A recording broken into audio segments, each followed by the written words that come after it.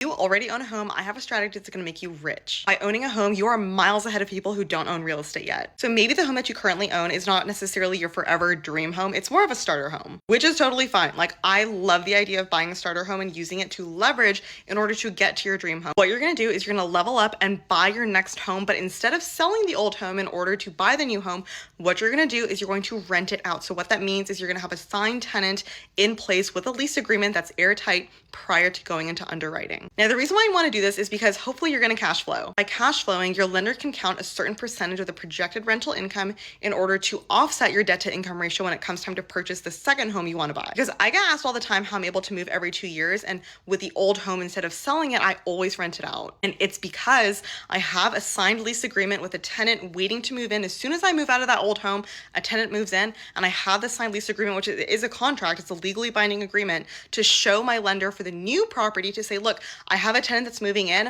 I'm going to be cash flowing on the property. Can you count that extra rental income as part of my total income to help me qualify for a bigger home? And on your new home, you don't have to put 20% down necessarily, because it is going to be a primary residence, like you're going to be living there. But in a lot of cases, you'd only have to put like 3% down in the case of a conventional loan. Yeah, you have to pay PMI, but like honestly, PMI is not a big deal. In my opinion, PMI should not be the deal breaker when it comes to putting a small down payment. You do this strategy just one time, you will have effectively added a cash flowing rental property to your real estate portfolio. Call it like accidental real estate investing. It's more common than you think. A lot of people do this. And if you like all things real estate and real estate investing, I'm your girl.